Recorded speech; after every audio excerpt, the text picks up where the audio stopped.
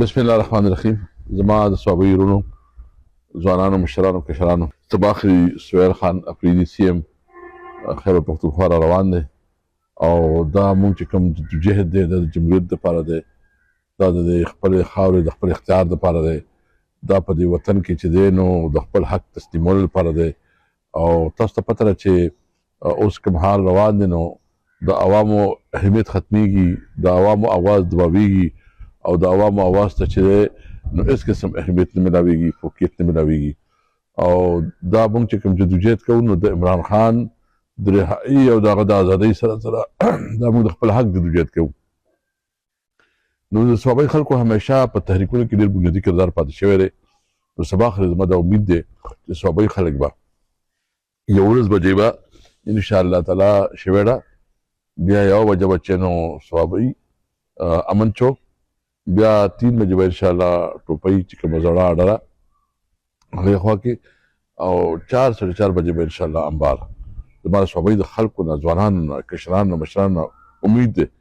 چې زبردست د خپل مشر د ځوان سی ام سهیل خان استقبال به کوي او دا کوشش به کوي چې سبا خیر دا وښیي چې صوابۍ خلک ازادي غواړي، جمهوریت غواړي او په ملک کې امن غواړي او د قانون حکمراني غواړي. بسم الله الرحمن الرحیم. زما د صوابۍ ورونو، ځوانانو، مشرانو، کشرانو، تباخري سهیل خان افریدي سی ام خیبر پښتونخوا را روان دی او دا مونږ چې کوم جهد دی د جمهوریت دپاره دی،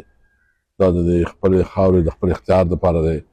دا په دې وطن کې چې دی نو د خپل حق تسلیمولو لپاره دی. او تاسو ته پته ده چې اوس کوم حال روان دی نو د عوامو اهمیت ختمیږي، د عوامو اواز دباویږي او د عوامو اواز ته چې دی نو هېڅ قسم اهمیت نه ملاویږي، فوقیت نه ملاویږي. او دا مونږ چې کوم جدوجہد کوو نو د عمران خان د رهایي او د هغه د ازادۍ سره دا مونږ د خپل حق جدوجہد کوو. نو د صوابۍ خلکو همیشه په تحریکونو کې ډېر بنیادي کردار پاتې شوی دی. نو سبا خیر زما دا امید دی چې صوابۍ خلک به یو ورځ بجې به انشاءالله تعالی شویډه بیا یو بجه به چې نو صوابۍ امن چوک، بیا 3 بجې به انشاءالله ټوپۍ چې کومه زړه اډره هغې خوا کې، او 4 ساړه 4 بجې به انشاءالله انبار. زما د صوابۍ د خلکو نه، ځوانانو نه، کشرانو نه، مشرانو نه امید دی چې زبردست د خپل مشر د ځوان سی ام سهیل خان استقبال به کوي او دا کوشش به کوي چې سبا خیر دا وښیي چې صوابۍ خلک ازادي غواړي، جمهوریت غواړي او په ملک کې امن غواړي او د قانون حکمراني غواړي.